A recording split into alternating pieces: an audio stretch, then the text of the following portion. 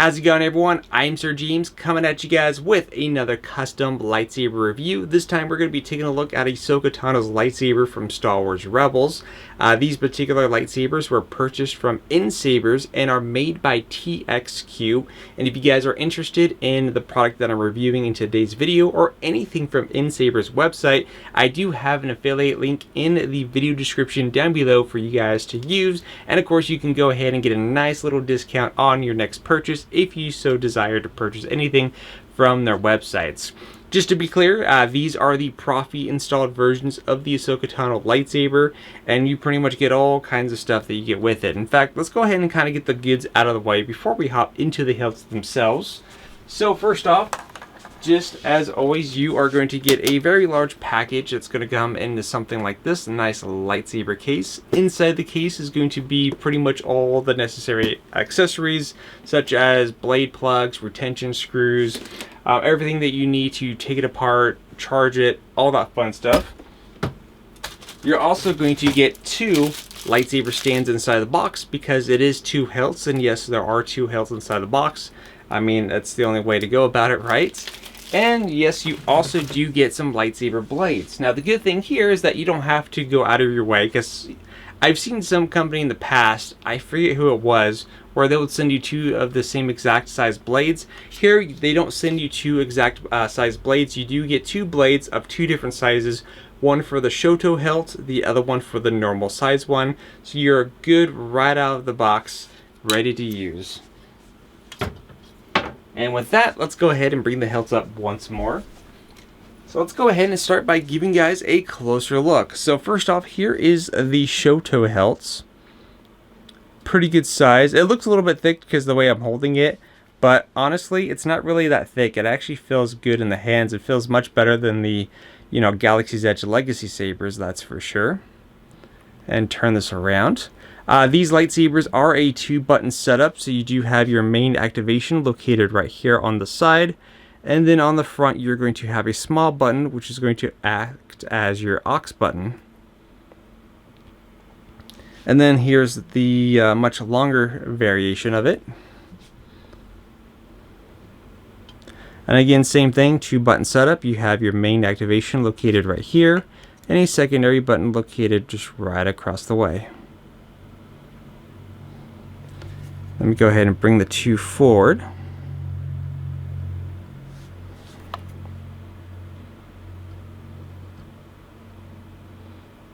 So overall, very, very nice. Now, as far as are they true to accuracy? I don't really know, because for me personally, when it comes to the lightsaber collectibles, I'm not someone who's really concerned about the complete accuracy of the hilt. Personally, I'm more of, does it look cool? Does it feel good, and is it just a nice quality saber overall? Those are the type of things I personally look for when I'm doing these reviews. But again, these do feel nice in the hands overall.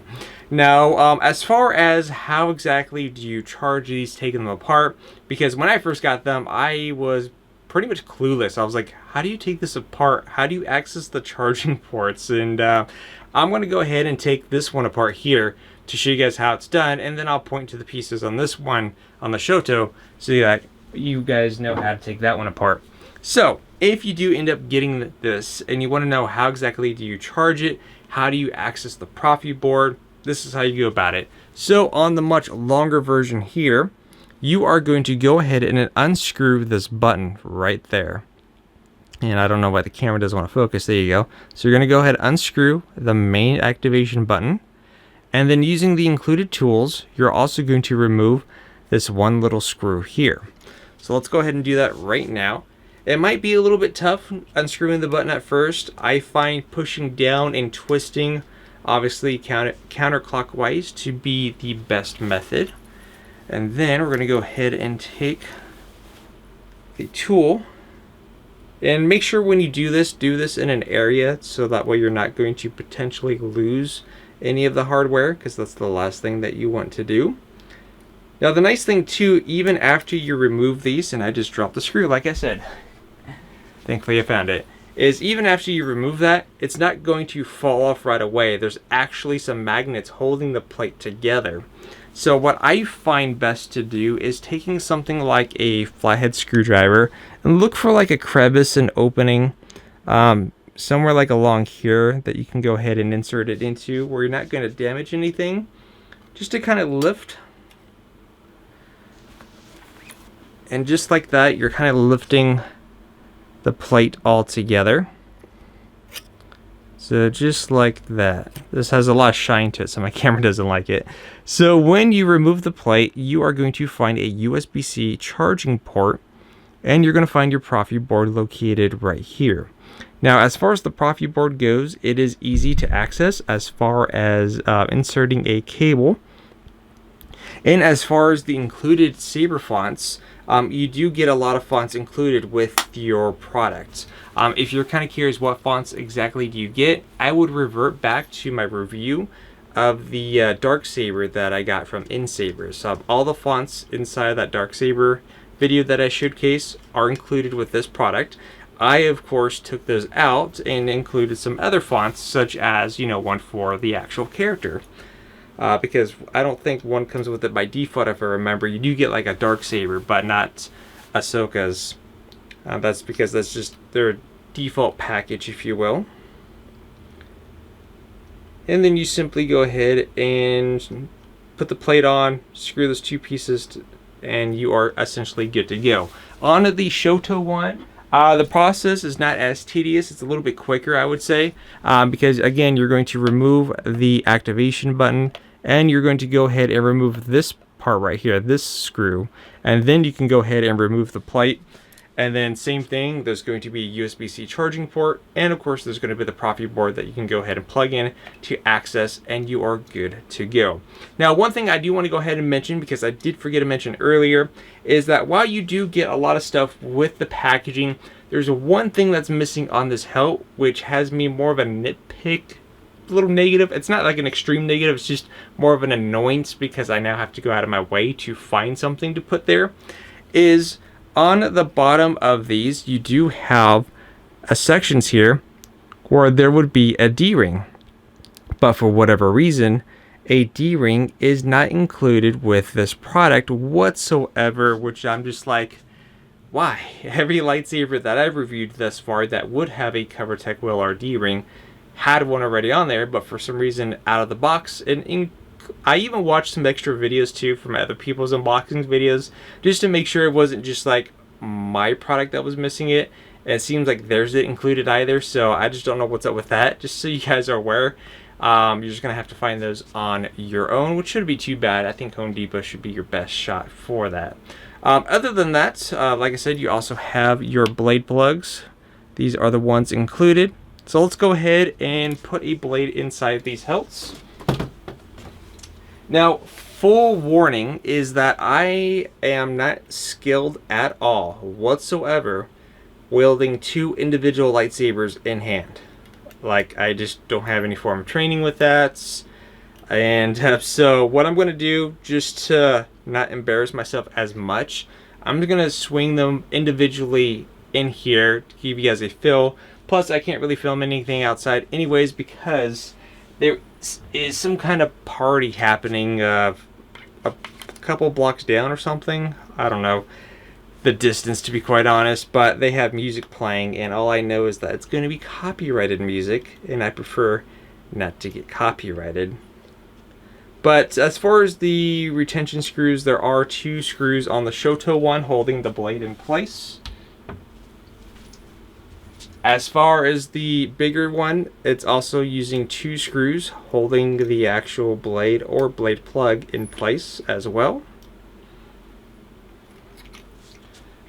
Toss that off to the side. And also too, the blade plugs, they're not NeoPixel blade plugs, they're just kind of a hollow plug. But you do get the actual lighting from inside the emitter that will glow.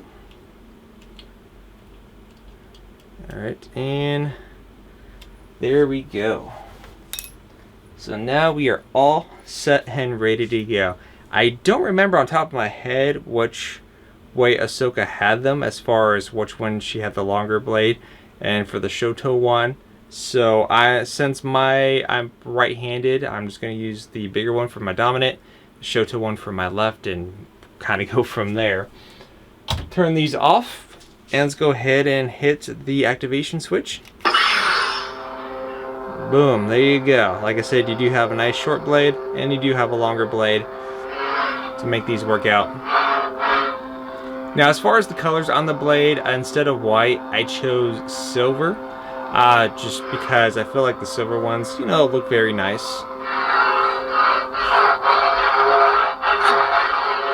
Like I said, I can't swing two individual sabers. I can only do it one-handed or double-bladed.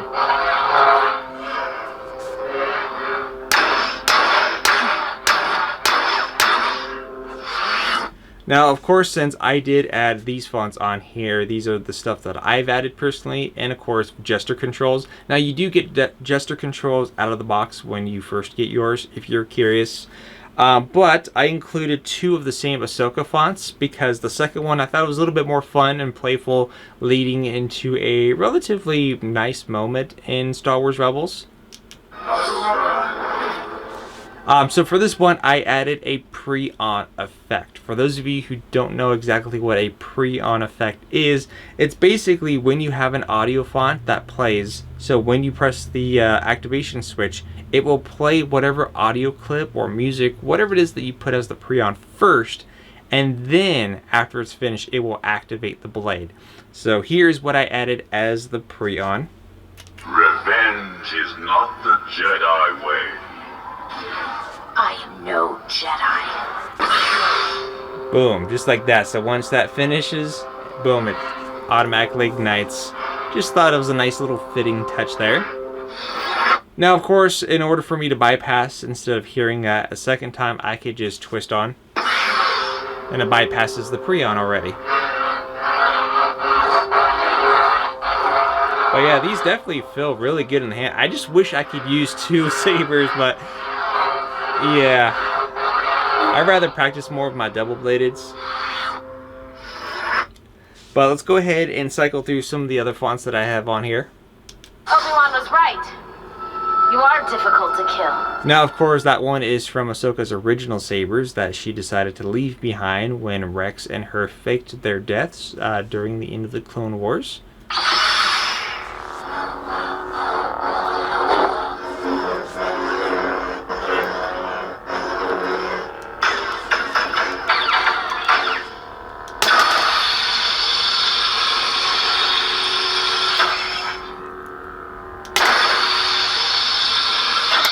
Of course, you got your lockup effects, you got your tip drags and all that fun stuff. For the General, to me she's royalty. One for Leia. Now, of course, if you wanted to, you could always change the colors too.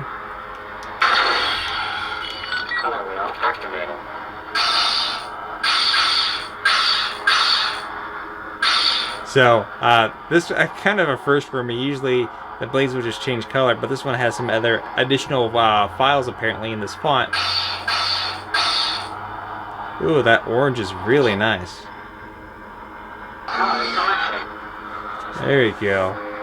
Man, honestly, that's like the best orange that I've seen on this blade. Sorry, I'm just kind of geeking around right now. It doesn't look as orange to you, but if I hold it there, it's a very nice, vibrant orange. Holy cow. I'm impressed with how that one turned out. But yeah, you have your color changing options too. You have hate. You have anger. But you don't use them. That one's for Dooku.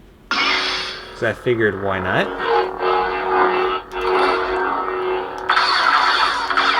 There we go.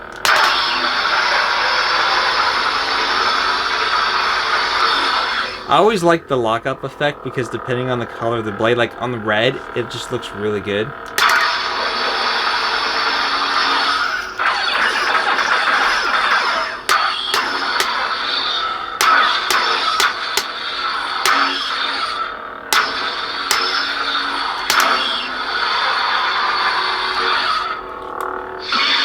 Ooh.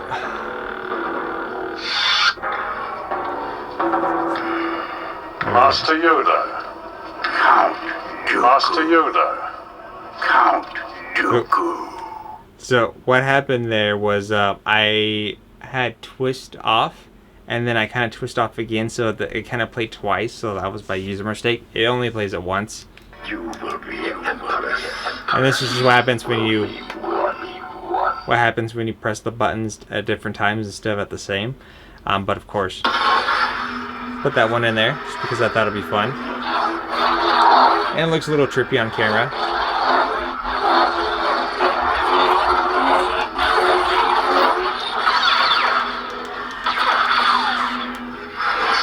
And then back to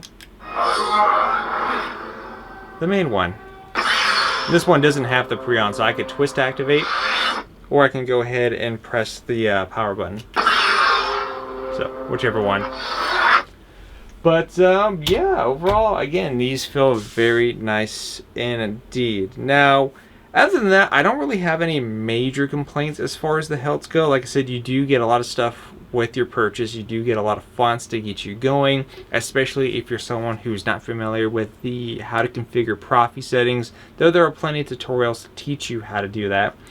Other than that, like I said, my one nitpick or complaint, I should say, primarily, is the fact that there is no D-rings inside the box. So out of the box, I can't clip this onto a belt because that's like the first thing that I wanted to do. It's usually one of the things that I like to do first when I unbox a lightsaber, is to see how it feels on a lightsaber belt. But fortunately, couldn't do that, so I'm just gonna have to probably go to Home Depot and find something, or online somewhere. Shouldn't be too difficult.